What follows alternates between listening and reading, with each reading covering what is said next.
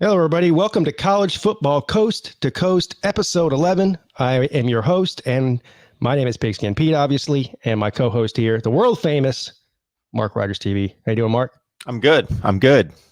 Thanksgiving weekend, Mark. Yes. I'm still living in the past. I still feel like it's Sunday for some reason. I don't know why. Maybe it's because my team didn't play on Saturday. Maybe that might have something to do with it. Yeah, no game on Saturday. We'll talk about that. Yeah. And that seems to be 2020, but in this case, it's a little bit different. It is. So anyways, we have some great games coming up this week. We had some very interesting games last week. We'll talk about all of those things. I do want to go ahead and make an announcement. I think we announced it last week, or maybe I announced it on my call-in show, that we will be moving the College Football Coast to Coast show every 3 months back and forth between the two channels, this channel and then Mark Rogers TV. So the 3 months is almost up for the Pigskin Pete channel. So starting in December, so not next Monday, right, Mark? The Monday after. So 2 weeks from today, we will switch over the show, same time, right? 12 o'clock every Monday. We'll switch it over to the Mark Rogers TV channel for the next few months. So not trying to confuse anybody, but it just we'll see how it goes, and it works out well, and for both of us in terms of yeah. So we'll do that. See who is in the chat. I see Goose Sports is here. What's up, Goose Sports? Byrick, which I just learned how to pronounce his name a couple of weeks ago. I've been calling him Byrick for a very long time, and he called into the show and corrected me and said his name is Byrick. So thank you, Byrick, for correcting me. I don't like to say people's names wrong. Hello, Sooner West. I know you're happy about the big win over Oklahoma State Bedlam. CU Tigers win says, "What's up from Germany?" Well, thank you for joining. What time is it in Germany, Mark? Do you know what the time difference is? I know somewhere in Europe, like England, it's 5 hours. I know I hear a lot of 5 hours from certain people in England, but I don't know about Germany. I'm going to say 8, maybe. Is it 8? Okay. I'm going to so say it's like 8 o'clock at night for them. I'm thinking it's about 8 hours difference. I could be wrong, though. Anyway, thank you for joining us at nighttime. He says, what does he say? He says 6 hour difference. Okay. All right. Hello, Jordan Bowman. How are you doing? So we'll get right into this. The news of the day. You know what? I don't know. I want to get your thoughts on the Dabo Swinney comments that he made yesterday, but I don't know if necessarily what he said that is getting people all in a tizzy, or is it the fact that he said anything at all? In other words, even if you agree with what he's saying, which I happen to agree with what he's saying, I know what his gripe is and I agree with it. But at some point, the people's gripe with Dabo Swinney is you need to know when to take the high road, right? And he doesn't seem to know when to do that, if ever. So I want to get your thoughts on it first, and then I'll go into how I feel about it. Well, I'll start out by saying that I have not listened to Dabo Swinney's full rant, which was about 4 minutes. Yes. You posted it. Mm-hmm. I got all my information from one article in particular on ESPN. Read that entire article, which was pretty lengthy, explained the situation. So I don't know what I'm missing out of Dabo, because I know, for example, when he went off after the South Carolina game last year about being disrespected, not ranked high enough, or not ranked and considered with other teams, and the conference was being downplayed and all that, I got a different perspective once I listened to his complete take on it versus reading the article. So I just read the article on this. So if the ACC is much like the Big Ten, they came out originally, laid out all the guidelines, said, we've got very safe guidelines here. Everybody's confident in them, and all the schools are going to adhere to these guidelines. So as a member of the ACC, you kind of go along with saying, okay, we trust the conference, and we're instituting the guidelines, and we're at least meeting their standard, if not taking it to another degree here in our football program. And if they state that the guidelines have been met and we still are eligible to play a game today, then we should go ahead and play the game. Wisconsin did that 2 weeks in a row with Nebraska and with Purdue, where the appearance was, well, they had already lost their starting quarterback. Now they've lost Graham Mertz, the backup quarterback, and his backup. So they're down to a 4-string quarterback. So they probably don't want to play. And the Big Ten came out, and I don't know if the ACC did the same originally before the season was started, and said, these are the guidelines, but we are still giving the option to the school or the football program to say, even though we've met all the criteria, we still don't feel comfortable playing for reasons A, B, or C. And so I think that's what basically happened here, is that Florida State does have this. They obviously have this right, this option to not play based on whatever their own criteria is versus meeting the ACC guidelines. I don't think that option should be given to the teams.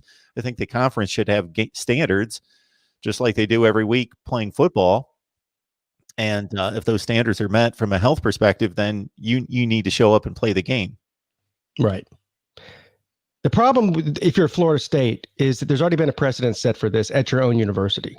So a couple of weeks ago, I think it was on November 7th, if I'm not mistaken, that was the Saturday, the game day, when Pitt traveled down to Tallahassee, the same exact thing happened. They had a player that traveled with the team that got tested the day before on Friday. Once they got to Tallahassee, they got the results back. They didn't find out till 2:30 that afternoon that one player tested positive for coronavirus, and the game went on. Florida State knew about it. They didn't back out of the game. So what has changed between November 7th and this past Saturday? If they felt that way, why didn't they cancel the game against Pitt? That's the big question here. If you're Florida State and you're using the whole either than now, we care about the health and safety of the players. Well, you've just admitted that maybe you don't care about the health and safety of the players 2 weeks ago, but you care about it now. And the other thing is, Florida State and every other team in the ACC plus Notre Dame this year all agreed to the guidelines, all agreed that they could travel with 80 players rather than the normal 72 players on a roster in case there was a positive coronavirus test in the weekend and they had to have players sit out. So the only standard was you had to have enough starters to fill a roster, and you had to have at least, I think they said something like 8 offensive linemen available, which I don't know where that came from. But anyway, that was the standard. All those standards were met. All of the health and safety standards were met as far as the kid that did test positive for coronavirus. So it's a bad look. It looks as if they just were trying to avoid playing the game. And I don't really think you can come to a different conclusion than that. Guess Florida State's finding out week to week how bad they've become on the field. Yeah. So prior to the Pitt game, they probably figured, this is a winnable game. We should be able to win this one. I think they were a 2-point favorite, but against Clemson, they know what's going to happen. Right. They got clobbered by Pitt. Who knows what the score of this one was going to be. And then, of course, Clemson says, well, we understand your concern. We can postpone the game for a day or two or whatever it is, still play this week. And we have plenty of time between now and then to test all the players again. They refused that. So they just didn't want to play the game. I mean, I think that's really all there is to it. And so Dabo Swinney, we probably should have just taken the high road. I mean, he's not really gaining anything out of the statements that he made.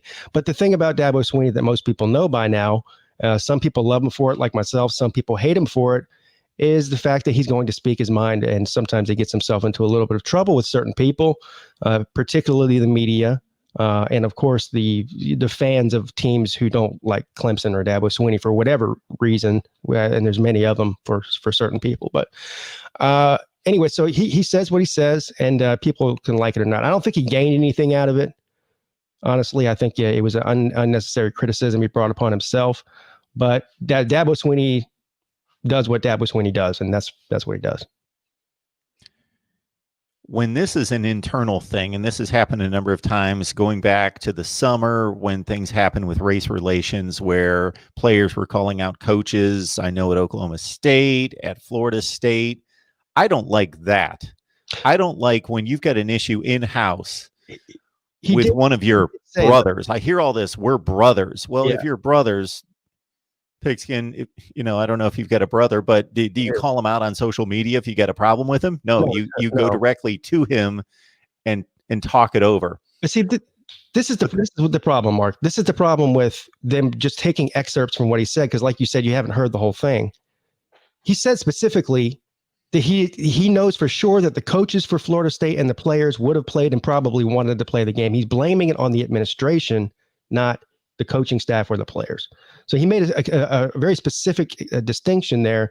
So he wasn't taking a shot at Mike Norvell or the coaching staff, or certainly not the players. It was all about the administration for Florida State. Yeah. So the conclusion of my point was that I don't have nearly as much of an issue with it because it involves another team, another program, another school. Would I have done that? I don't think, I don't have a hard and fast, like, that's wrong, don't do that, take the high road, go to them, in private. I do think that's probably the better tact, but I don't have an issue with him stating it. He was frustrated traveling his entire team down there, having to travel in a different way, meaning 9 buses from what I understand, and going to all the expense, which he cited $300,000 to make this trip. Mike Norvell made a comment about having to be able to reschedule the game in December. I don't know if he said that knowing that they might not be able to schedule it, but that, we're making an effort. We want to play the game. Let's reschedule it. I doubt at this point the game's going to happen. Well, Dabo Swinney himself said, as far as he's concerned, and of course he doesn't make the decision. This is going to be an ACC or a Dan Radakovich, the athletic directors are going to make that decision. But he said, as far as he's concerned, Florida State forfeited the game, and they're not going to play again this year. And that if they did want to play them, they either had to come to Clemson because they've already put forth their travel money for the game for the year, or they can reimburse Clemson for the cost of coming down there, which was, he said, it was somewhere around over $300,000. So I don't know. We'll see it happening. But even though Dabo and Radakovich say that Florida State forfeited the game, that's their term. Florida State did not forfeit the game. The ACC is not going to count it as a forfeit. No, they're not going to count it. Right. Now, here's the other thing about this. I'm going to get to these super chats. Thank you, Wilkie and Byrick. In just a second, I'm going to wrap up this Dabo conversation real quick. Here's the other thing. Why isn't it a forfeit, Mark? Because if the definition of forfeit to me would be is if one team backs out and says, we don't want to play. Now, I know they're using it under the guidelines of health and safety of players, and that's sort of a blanket term. But if all of the protocols and procedures that Florida State and every other team agreed to in the ACC were met, and one team wants to play and the other doesn't, that is by definition a forfeit to me. But it's not going to happen that way. But to me, it should be. Well, I'm making the assumption that the ACC laid it out just like the Big Ten did, which gave each individual football program an out, as was the case with Wisconsin. I believed that those should have been forfeits. The Big Ten has guidelines. They were met. They should have played. But the Big Ten, actually, I heard it stated, and maybe the ACC did as well, when they outlined their plan and their guidelines and everything, they said the individual school football program still has the opportunity and the right to say, we don't feel comfortable with whatever the situation is. We don't feel comfortable. Therefore, we are opting out of this game. Yeah, it will not suffer a forfeit. Yeah, right. So basically, and that's what Dabo said. He said this game was not canceled because of COVID. It was the fact that they just didn't want to play the game, and that's where he drew the most heat for saying that. But and nobody will ever know the real truth about the intentions of Florida State because nobody's going to say anything. I think in the grand scheme of things, this doesn't hurt Clemson more than, other than the $300,000 they lost for traveling there. It doesn't change their season. It doesn't change their playoff hopes. Maybe it hurts somebody's Heisman chances. If you're Trevor Lawrence, that's one less game to put up numbers. But in the grand scheme of things, it doesn't really hurt either team. It actually probably did help Florida State a little bit more not to play the game. Because from a recruiting perspective, I mean, we have early signing period in about a month from now, and you don't want one of the last things on the guy's mind is getting beat by 80 points by Clemson at home, especially when you're recruiting against Clemson. So, Wilkie, thank you. He says that's a dumb idea. You need to do 2 shows a week, one on each channel. I love the daytime shows. I can't stay up late for the other ones. Well, first of all, thank you for the donation. Mark and I appreciate that. Second of all, 2 times a week probably isn't going to happen right now. And the show's still fairly new. If it gains traction and does better, we will probably make a point to do it 2 times a week on each channel. For now, this is the way we're going to do it. But I thank you for your concern. Well said. Byrick. Thank you, sir. He says, not only did it cost Clemson travel money, but it also cost TV networks money. Sure. Well, that is true. And it also cost some fans money that bought hotels and traveled there. Parents of players that live out of state. I know DJ Uyunglele's father in particular and mother traveled to all the games from California. That's a heck of a trip. So I addressed that point about the TV contracts last night, and I don't know what they are. I worked in that industry for a long time and was privy to a lot of information regarding TV contracts and how they worked, but I don't know, because in college football, look at all the cancellations we've had, even before COVID, with hurricanes and other weather situations. But an ACC game gets canceled on ABC. They move an SEC game to ABC. They moved a Sunbelt game to ESPN. That was the trickle-down effect, and the SEC lost. The SEC network lost a game. So I don't know how that gets covered. I would think that it's a blanket, hey, we understand there are cancellations because of X, Y, and Z. And so it's not like the ACC is going to lose money from ABC/ESPN. I don't think so. I would imagine that they have built-in things for this special season, special year. Like you said, they moved over the SEC game, so they still got the ad revenue or however that works. I don't know how it works for the individual conferences, but the TV station's not losing out on that deal, I don't think. All right, so we got that out of the way there. Bottom line is Dabo Swinney made some people mad again, Mark.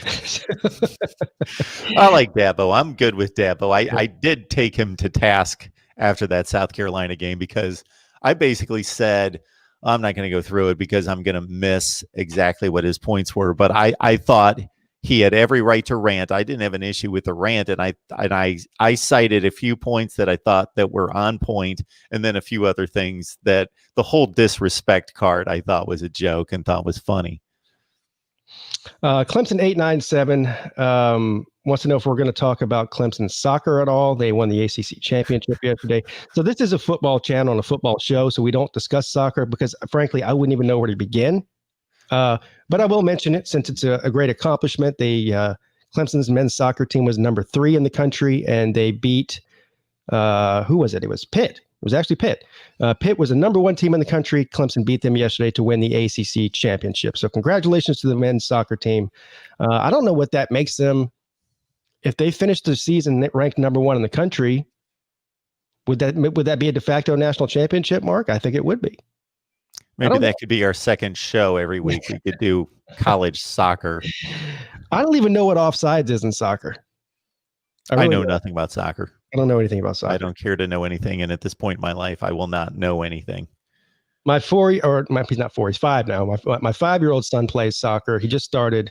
And all I know is to tell him to run and kick the ball towards that net. That's what I tell him. I don't know anything about it. Yep. That was me at that point too. Yeah. My kids played for a couple of years and then they moved on. Yeah. All right. So we'll move on to football now. Back to football. Some interesting games. Indiana and Ohio State. Now, I was of the opinion that Ohio State was going to rout Indiana. What was Indiana ranked in the AP, Mark? Number 9, right? Yes. Prior to the game. So, of course, you have all the people out there saying, "Oh, they're overrated. They're overrated." And of course, Ohio State is overrated too because they haven't played anybody, and the teams that they beat up until this weekend had a combined record of whatever 3-13 or whatever the nonsense was that everybody was saying. Well, it turns out that both things can be true. Indiana can be very good, and so can Ohio State. Now, this was a great game. This was Justin Fields' worst game of this season so far, throwing 3 interceptions, which actually probably, and if you look in hindsight, makes Ohio State look even better because even with the 3 picks, they still beat a very good team in Indiana. So, do you have any specific thoughts on this game other than the fact that it was probably the most exciting game of the weekend? It's the worst game Justin Fields has played in his career. In his Buckeye uniform, yeah. Yes, 18 games. This is the worst he's played. And it wasn't like he was throwing the ball poorly. He was still firing the football well when he was making a good decision. When he was making the right decision, he was still throwing the ball on time, on the money. he didn't make bad throws. He made bad decisions. Yeah. Like he made 3 horrible decisions. Like, I'm getting sacked. I think I can get it to this dude 20 yards away and I'm going to heave it up in the air. He did that. He did that twice. He did make one poor decision that was more of a conventional. It was a late read. He'd been standing in the pocket forever, threw it down the middle late, underthrew it, and threw it late where the safety's just waiting and just jumped it and picked it off. But the other 2 were like, I'm in trouble. I'm getting thrown down and I'm going to try to throw it. And it got picked off. Yeah. I think the other most notable thing about this is something that we already had an inkling about for the first few games of the season with Ohio State, is they have a clear weakness, and it is their secondary. And Indiana exposed that. And I still think they're going to get through. And we'll talk about Northwestern in a minute. That's most likely they're going to end up playing in the championship game, if I had to guess. But once you get through that schedule, if they beat Northwestern or whoever it comes out of the West, there's a real issue there when you talk about playoffs. When you look at some of the teams that are most likely going to make the playoffs, a Clemson with hopefully a healthy Trevor Lawrence, an Alabama, a Florida, these teams that can score a lot of points. And if Indiana can put up 35 on you, what can Alabama or Florida put up on you? That's the big question. So, I mean, every team is entitled to a bad game or a bad showing on one side of the football or something. This seems to be a trend with Ohio State's defense this year. It also seems to be a trend, quite frankly, with several other defenses in the country. So they're not the only one. They were up 35-7. I don't know if it's not a good look to give in or to cruise. I don't know if they did that. I don't know. Again, they were never in serious jeopardy, but yeah, one touchdown, it could be the game if you're only up by 1 score. Yeah, Ohio State's ranked where they are because everybody thinks they're good, and we kind of know that they're that good, but they haven't. If any other team came into the season and put down their results, they wouldn't be 3rd in the country. Yeah. Northwestern's had a better season. People are all over me for ranking Northwestern above Ohio State. They've had a better season playing better opponents than Ohio State. That's why I've got them ranked higher. Yeah. Well, I mean, you have the top 25 that actually makes sense, Mark. I do. So, speaking of rankings, we have the first official playoff rankings coming out tomorrow evening. So that'll be interesting to see what that is, because all this other stuff, whether it's my rankings or your rankings or the AP rankings or the coaches poll or the ESPN poll, none of those matter. They're all just. No, they don't. Unfortunately, it comes down to 13 people. They rule college football. Yeah. Why those 13? I don't know, but they do. Yeah, what kind of I wonder what the application process is for that. Anyway, that's a whole nother. They didn't mail one to me. They didn't mail one to me either, Mark. I don't think they want it. They don't want the smoke. So I'm much too busy to do it anyway. I don't know about you. So anyway, Ohio State improves. Indiana proves they're a legit football team. And somebody in the comments a minute ago asked a pretty solid question. Does this hurt Justin Fields' Heisman chances throwing 3 interceptions in one game? And the answer to that is, of course it does. Of course it does. Doesn't mean he won't win it, but it certainly, he took a step back this weekend, no doubt. You think so, Mark? Absolutely. Yeah. I just don't think where he wins. His stats were so overwhelming coming into the game, but 3 interceptions in what is going to be their biggest game of the year, besides the conference championship game. I don't know how he gets past that to win a Heisman. As long as Trask, Mac Jones, those 2 guys in particular stay on track with what they're doing. Trevor, I gotta take him out of the race, my own personal Heisman race, because he missed the 2 biggest games of the year. Notre Dame was definitely the biggest game. I only put BC as the second biggest because they could have lost that game. That's true, right? Arguably in Miami, it was the second biggest, but yeah, on paper it's not the biggest game, but they were threatened in that game. I got what you're saying. Also, Nebraska. Now, I've been kind of defending Scott Frost, even as early as a couple of weeks ago, as recent as a couple of weeks ago, and I don't think I can do it anymore. What year is he now? Third year. third year.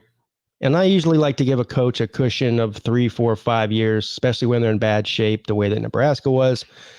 But by year 3, you have to have some sort of improvement. You have to see a different attitude from the players.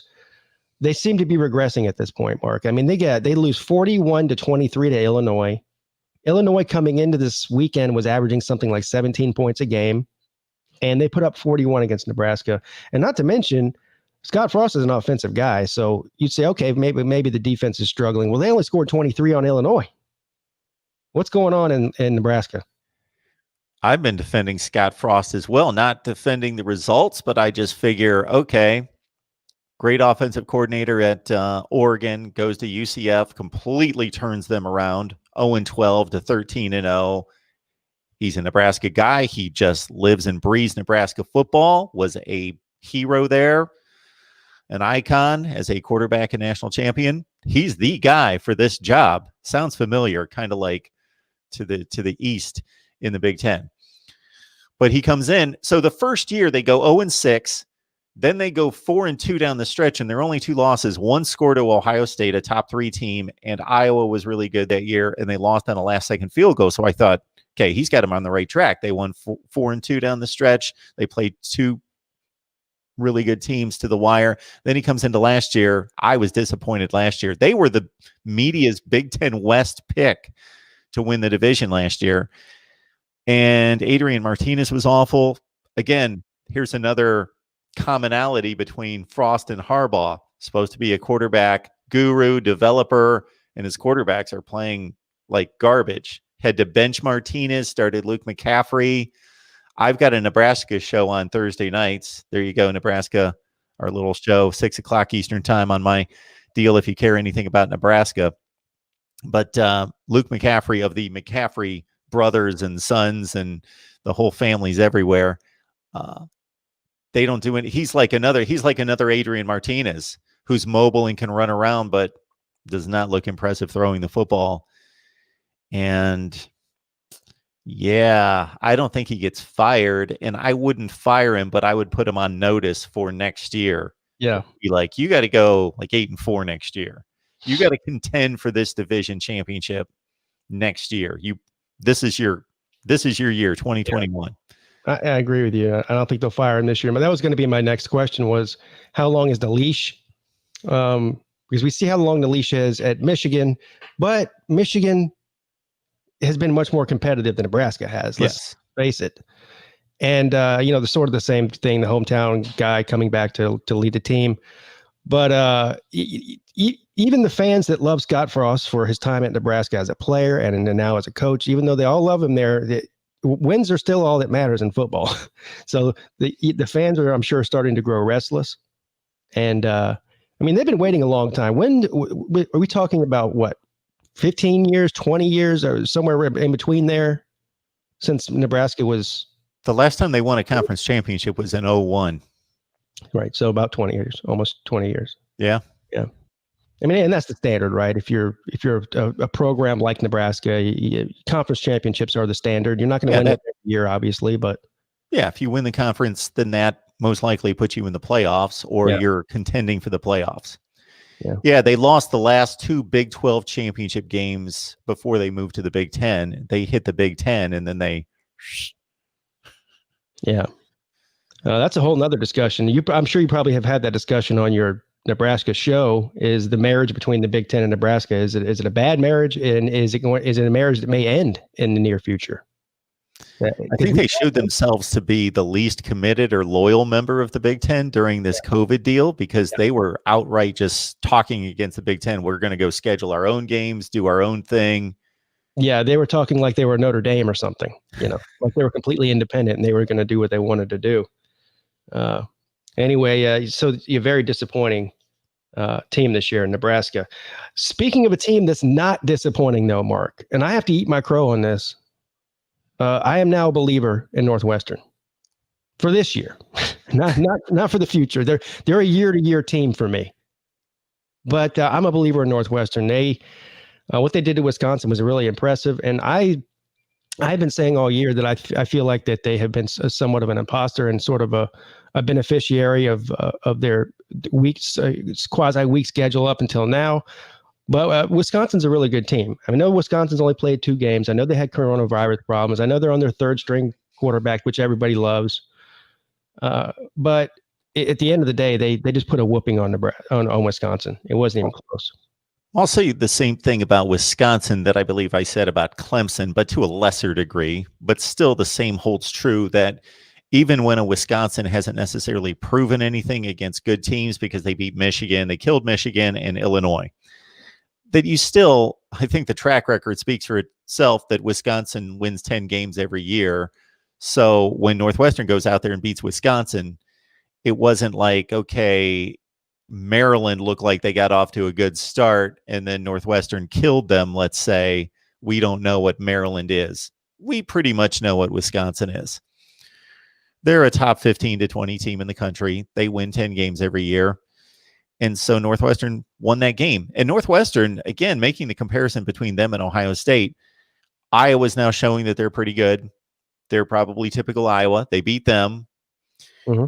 They beat Purdue. Purdue's pretty good. They got ripped off against Minnesota by the official. But anyway, so they should be 3-1.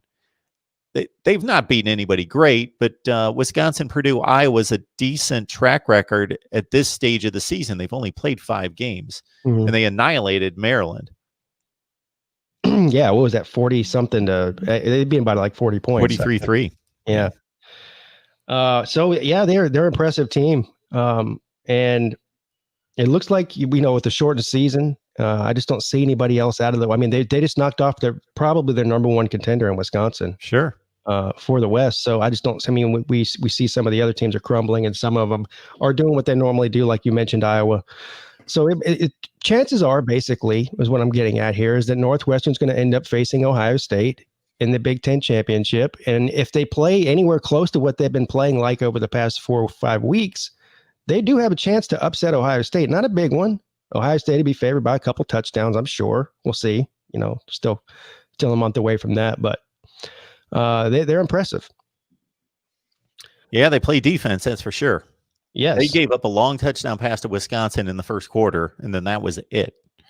Yeah. Yes. Oregon and UCLA. Did you watch this game, Mark? I saw like 3 or 4 plays during commercials. Yeah. I mean, the criticism about Oregon is, oh, well, look, you almost lost to UCLA. You're not going to be able to compete with the likes of Clemson's and Alabama's and Ohio State's if they do make it undefeated through the Pac-12 gauntlet and make it into the playoffs. I actually did watch the game, and Oregon basically did everything they could do to try to lose this game, it appeared. I mean, they were coughing the ball up left and right, silly fumbles and turnovers. And so I think Oregon's a decidedly better team than UCLA. It was just one of those games where they let things get away from them. I don't think that UCLA is as bad as people think that they are. That's number one. And I don't think that they're, I don't think that Oregon's is as bad as people think they are either, based on the performance in this game. Yeah, UCLA was coming off a nice win against Cal by 24 points. I think the best thing that could happen for the Pac-12, I think Oregon's going to get more respect than USC. USC has 2 shaky wins over the 2 Arizona schools. Washington is undefeated right now, 2-0. So if Washington can make it to the last game of the season, which is only 2 more weeks, as in when I say undefeated, we're used to, okay, last game of the season, you're 11-0. No, 4-0, Washington, but still, the best look that the Pac-12 can give us, I believe, is for Oregon and Washington to both be undefeated last game of the season. Oregon wins that game just because they're the supposed better team, and then beat USC, another undefeated team, in the Pac-12 championship game. So at least they beat 2 undefeated, and again, in a very short season, undefeated teams. I think that's the best look the Pac-12 can give us. I'm hoping for an exciting Pac-12 championship game. So now that Arizona State already lost to Southern Cal the first week of the Pac-12, I kind of want Southern Cal to go undefeated. I want to see an undefeated matchup in the Pac-12 championship, and that would most likely be Southern Cal versus Oregon, I would think. Does Oregon play Washington this year? Yeah, that's what I'm saying. The best look for the Pac-12 would be Washington undefeated last game of the season, or beats them, then beats an undefeated USC. Yeah, that's their best chance to say, "Hey, we got a really good team here." Yeah, I got you. Yeah, a bunch playoff committee. So then that would leave them with a couple of big wins over undefeated teams at the end of the season. Speaking of, who wrote this? Captain Trips says, SEC Dog, I see you finally got a quarterback. Congratulations. Let's go ahead and talk about it, Mark. Georgia and Mississippi State. Did they find their quarterback? It appears that they have. If they did, I don't know why Kirby Smart found him like weeks later than everybody else found him. He was the guy that everybody's been saying, why aren't we seeing him? He's been cleared to play. Why aren't we seeing him? This is the problem. This is because why wasn't he playing earlier in the season? And there's some conspiracy theories out there that maybe JT Daniels was the one saying he wasn't ready to play. And it wasn't the coaches. I don't know. And I don't know if we'll ever find that out, but it does look bad because if he was ready to play, or if he was willing to play, and they kept Stetson Bennett in there against especially the Florida game, and that could cost them a trip to the playoffs, that could end up being a very bad look for Kirby Smart. The other thing here is, what has happened to Georgia's running game?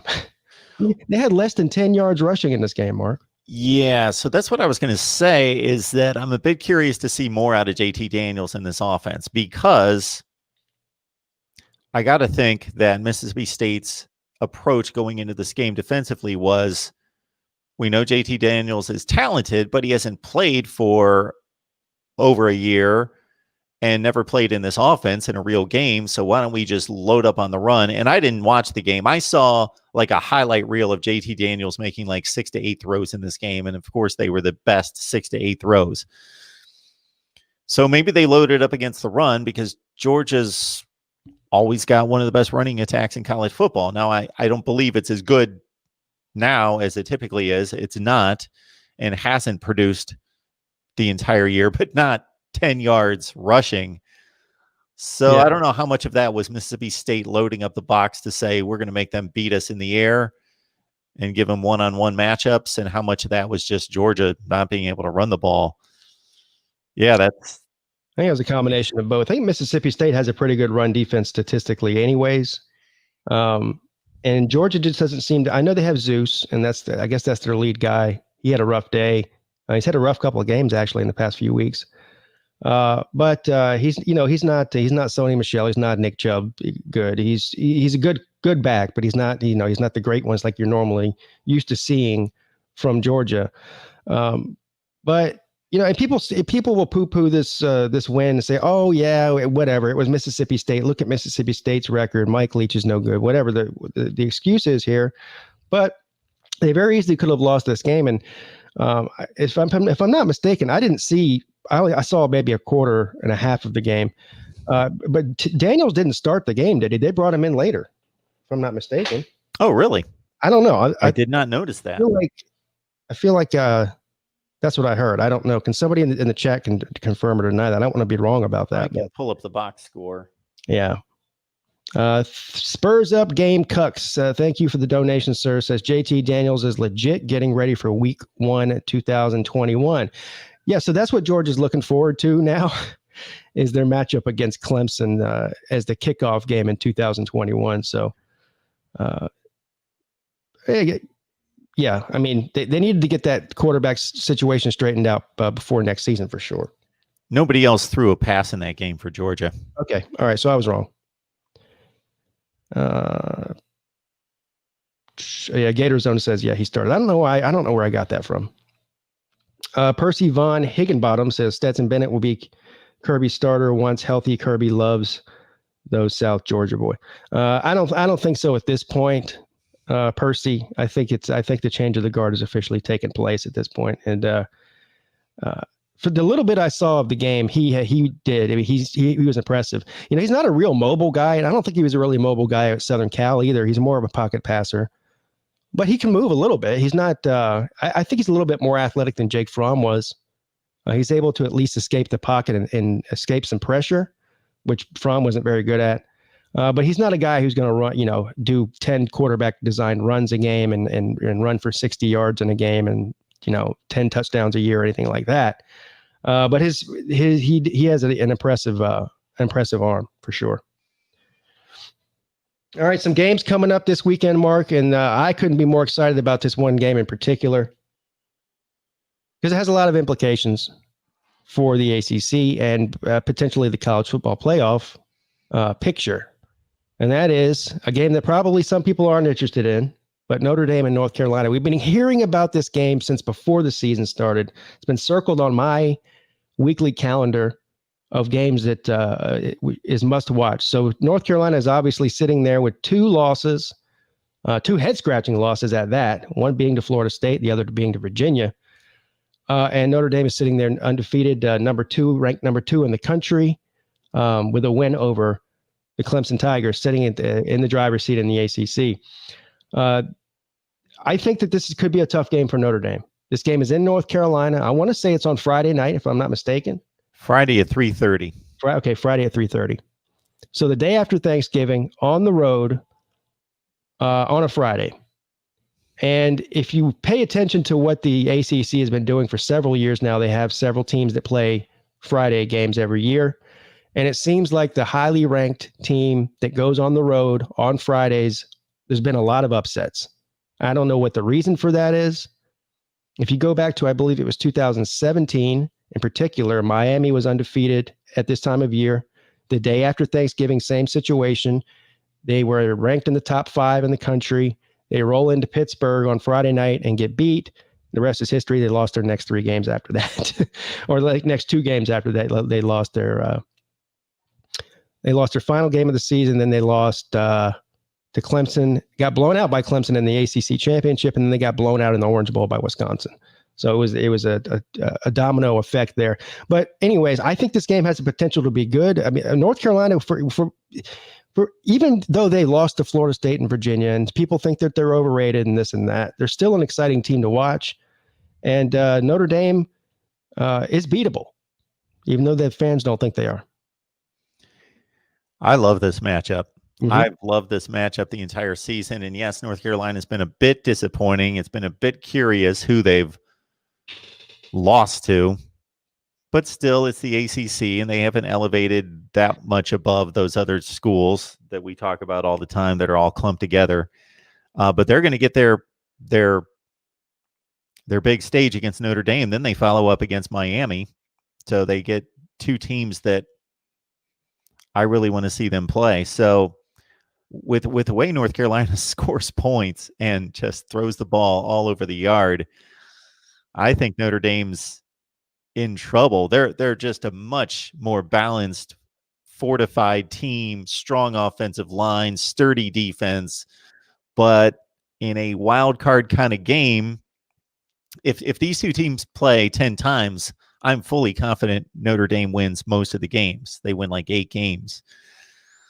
But that leaves 2 out of 10. And like you say, on a Friday in Chapel Hill with what Sam Howell just did to Wake Forest, and I know it's a different deal against Wake Forest versus Notre Dame, but Wake Forest is a capable opponent, and they just torched them. Of course, they got torched by Wake Forest as well, but if the defense can maybe make some plays, few stops, few turnovers, something, and I know Notre Dame's not vulnerable to the turnover necessarily. I just think it's a fascinating matchup. It's my favorite game of the day. I fully expect Notre Dame to win. I think Notre Dame is a better all-around football team than North Carolina is, but it doesn't, we always know the best team doesn't always win. And I think this game is going to be very close. And if I was a Notre Dame fan, I'd be on upset alert. Slim Shady Canes, thank you. $5 donation from him says, Tard Heels. I see what you did there. We'll get skull drugged by Notre Dame, and Pete knows that how hard it is for me to say that. Yes, well, I don't know if they're going to skull drag them, as you said, but it is hard for you to say that. I do know that. Nobody hates Notre Dame more than Miami fans, do they? That's a fact. Thank you, sir. Butcher's Block and Patriots Talk. Thank you, sir. Says, Pete, They should have just played that Clemson game this weekend. Well, sir, I fully agree with you. Unfortunately, there's a lot of people that don't agree with you, and they don't agree with me, and they don't agree with Dabo Swinney. So it is what it is. But thank you, sir. I appreciate the donation. If you weren't here for the beginning of the show, we did spend the first 5 or 10 minutes talking about that very situation. So you can always go back and watch that segment of the show once the video uploads to YouTube. Hello, Mike 3883. It's a better matchup, best Friday game. I agree. Best Friday game. I think it's the only Friday game. Oh, no, wait. No, there's more than one Friday game this week, isn't there, Mark? Well, there's a ton of Friday games. There must be 10 or 12 of them. If you're really into college football like me and think. You're frozen, Mark. You there? Uh-oh. Technical difficulties. I'm gonna remove you, Mark, if you can hear me. And let's see here. There you are. Sorry about that. I didn't know what to do. I could still hear you, but I could see that I was gone. Yeah, that's okay. So the point I was making is, if you're a college football nerd, you like me see about 5 games that you want to watch. But let's keep in mind, if you're still into and believe like me that conference championships matter, Iowa State and Texas is a huge game in the Big 12.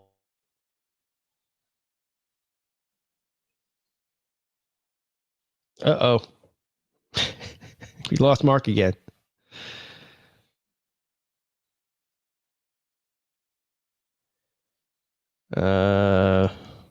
Everything looks good on my end. Let's see what you guys are talking about in the chat here, and I'll try to see if we can get him back. He's having I know he's up there in Connecticut. Maybe there's a snowstorm, a blizzard. I don't know what's going on up there. Maybe he's got I don't know if he has house cats and they're chewing through his Ethernet cord or what. Trevor Emmerich says, as a lifelong Indiana fan, Notre Dame sucks. That's interesting. Yeah, lots of, I don't know what I was thinking. I keep forgetting that this is Thanksgiving weekend. So I know every Thanksgiving weekend there's a bunch of Friday games. Here we go. He's back. Sorry about that. I don't know what's going on. I know it's kind of windy here a little bit, but maybe that's it. I was speculating, have you had your first blizzard or snowstorm up there yet? No, nothing like that. Well, we got snow overnight one night. That was like a half an inch and it was gone the next day. No, none of that. We're still in the 50s and sunny. Have you ever lived in the South? 6 years. I lived in Mississippi. Okay. Yeah, that's right. Right. I did know that.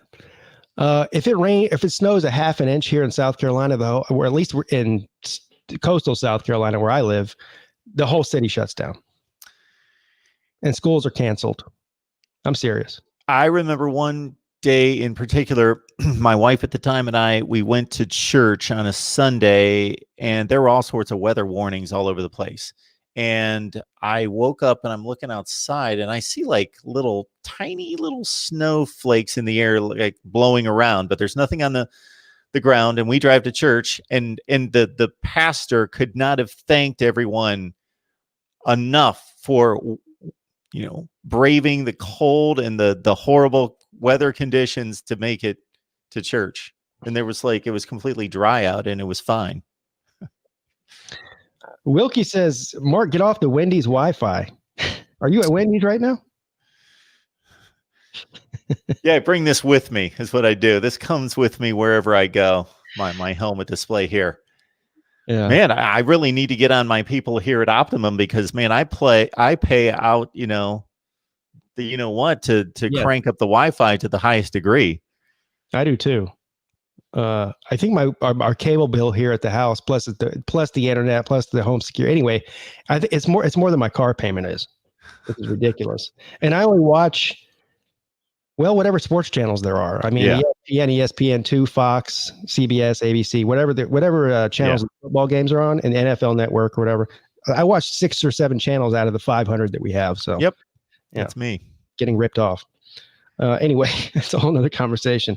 Guess what else we have this weekend? Alabama and Auburn, the Iron Bowl. Any chance that Auburn can beat Alabama?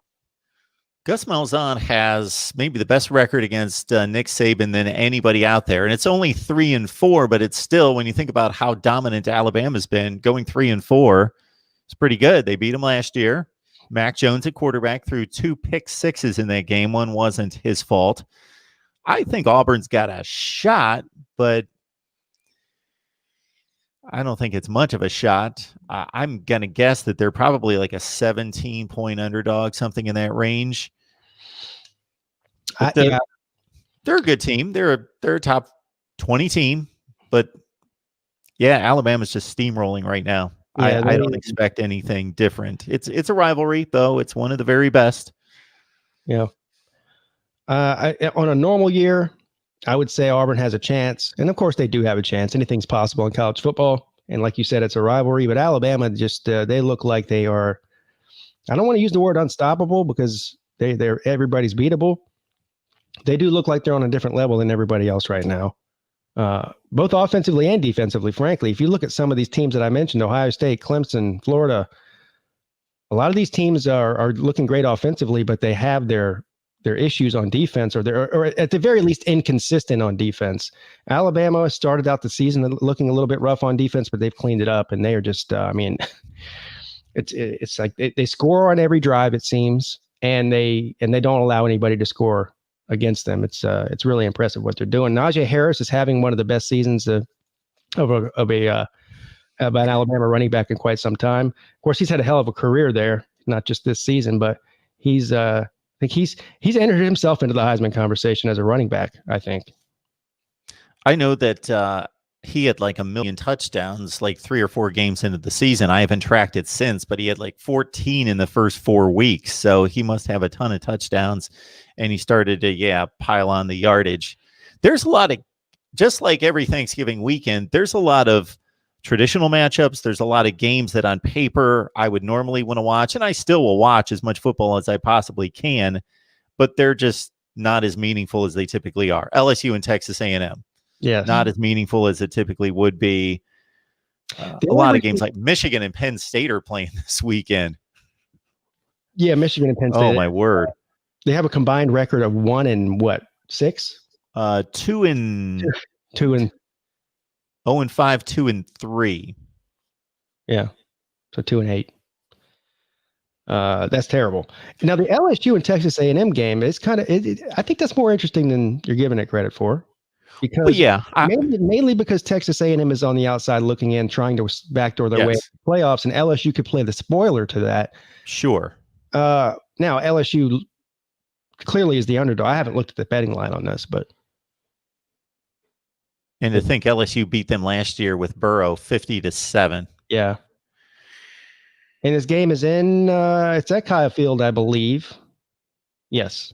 Because it was 2 seasons ago. It was in Texas A&M when they had like the 8 overtime. Yeah. And then they played in LSU last season. So yeah, it's back to A&M. So A&M will be favored in this game, as they should be, and they probably will win. But I'm sure LSU would like nothing more than to go in there and knock A&M out of the playoff conversation. I'm going to put Northwestern on upset alert, not necessarily for this week, but collectively for the last 3 weeks of the season. They're playing 3 teams that they're better than, should beat, would beat most of the time, but it's just Northwestern. You know how they play. Every game, 17-13. They've got Michigan State, Illinois, and Minnesota. They're all awful, pretty awful teams. But Northwestern isn't talented enough to just roll past everybody. David Greenshield, thank you for the comment. Says, will Penn State win a game? This is what everybody, this is the I have been, it's been at least 2 weeks, maybe 3 weeks that I'm going, okay, well, yeah, Penn State's not as good as we thought they were going to be, but they're going to win this week. And I've been saying that for the past couple of weeks. At this point, I don't know if they are going to win a game. And you can say the same thing about Michigan. I know Michigan has won a game, but do you have a favorite in this game? I mean, I don't have a favorite. Maybe it's Michigan. They're at home. They have won 2 games. Okay. Right. They got past Rutgers this week. Beat Rutgers in overtime. Yeah. You talk about embarrassing. Wasn't it? think it was triple overtime. Triple overtime. Yeah. Penn State has Rutgers in 2 weeks. That's going to be quite the showdown. Rutgers is going to turn into, I don't know. I wish they would have beaten Michigan then. But it's Michigan, Rutgers, and Michigan State for Penn State. Man, for Penn State to be a top 10 team under James Franklin all these years, like 4 consecutive years, basically, when I say top 10, I know somebody's going to catch me on the one year they were 15th. Okay. But basically they've been top 10 for 4 years. Then all of a sudden they go like 1-8, 0-9. Crazy. It's bad. One game that I find interesting, it doesn't mean anything for standings. It doesn't mean anything for the conference. It doesn't mean anything for the playoffs. But to me, it's just about the two coaches. This is a matchup we've been waiting for since the end of last offseason, or the end of last season, when these two coaches made their moves from the university they were to the SEC West. And that is, of course, the Fighting Mike Leach's against the Fighting Lane Kiffins. The Egg Bowl, Mark. I'm excited about this one. See, I've got some history with the Egg Bowl. See, I was down in Mississippi at a CBS station, sports director down there for 6 to 7 years. So I'm very familiar with the Egg Bowl. I've done all the stories on the history and the whole deal. And I was actually down there at the time in which they moved the Egg Bowl from a typical Saturday Thanksgiving weekend where it's up against Ohio State, Michigan, Alabama, Auburn, all the big rivalries and fighting for TV time. And they did a smart thing. They moved it to Thanksgiving night. Now, I don't know what happened with the revised SEC schedule where they got it back on a Saturday, but for the last like 23, 24 years, they've been playing on Thanksgiving night. And before the NFL decided to move and add a third game to the schedule, that was just, I thought that was a brilliant move, that we're going to own college football. And if somebody wants to watch college football on Thanksgiving night, they're going to watch Ole Miss and Mississippi State, and they've played on Thanksgiving. I remember the first year it happened because I had to go and work every Thanksgiving night wherever this game was being played. So I thought that was a brilliant move by those two schools in the SEC to try to own Thanksgiving night. But in this particular matchup, yeah, you got the two offensive gurus, which Lane Kiffin has certainly been more so of that guy at Ole Miss this season. Ole Miss has just been devastating on offense. Mississippi State, strangely enough, we were talking about them defending JT Daniels. They do have the third or fourth best statistical defense in the SEC, both not just in yards given up, but yards per play, which most people see as the best standard stat for defensive measurement. That actually Mike Leach walked into a situation and he screwed up the offense, but the defense has been pretty good. Yeah, it's going to be a fascinating matchup. I would expect both of those guys to say some crazy things this week, or I would like to see them stick around and have a little personal rivalry and I say that not knowing whether they like each other, dislike each other, could care less about each other, but just they both are out there and say things at times that it could be a fun little rivalry. Yeah, for all of my Twitter people out there, people that like to go onto Twitter, these are two must-follow coaches on Twitter. I'll just tell you that much. Mike Leach, all he does is just tweet out memes and funny things. And then, of course, Lane Kiffin he's Lane Kiffin. He's hell, he got fined this year for a tweet. You remember that, Mark? I do. I don't remember what it was for. It was for the call. I can't forget who they were playing now. Somebody in the comment section probably knows what it is. It was for the call. They lost the game on a bad call. Remember? And he tweeted Auburn game. Yeah, he tweeted out criticizing the SEC officials, and they fined him. So. I don't even think he tweeted it out. I think he just retweeted something somebody else said. But anyway, he's a character. Thank you, Wilkie, for the donation. Says, what about PJ Flack? I think he means PJ Fleck, and maybe that's just what he calls him. To USC or any other openings. I'm assuming when you say USC, you're talking about South Carolina, because obviously Southern California still has a head coach, and Clay Helton. So if that is who you're talking about, will you have any feelings on that, Mark? That's not one I've even considered, quite honestly, because I feel like, I don't know. It doesn't seem like a good fit to me. I don't even know why it does. It's just a weird fit. I agree. and I can't put my finger on it, except PJ Fleck's a upper Midwest guy. Like all of his roots trail back to Michigan, Wisconsin, Minnesota area. All of his coaching, his playing, where he grew up, all of it's there. I know that Auburn, when they were a bit disgruntled, I had Auburn people telling me last year that they wanted PJ Fleck, and then he beat them in a bowl game. Yeah, I don't know that I guess anybody can come into the SEC, and if they can do their thing, Mike Leach, Lane Kiffin, we saw Brett Bielema come from Wisconsin. He's a Wisconsin-Iowa guy. Come into the SEC, but and I'm not downgrading PJ Fleck just because he's having a down season this year. I still think he's a very capable coach and does a great job, but it just doesn't seem like a good fit with South Carolina.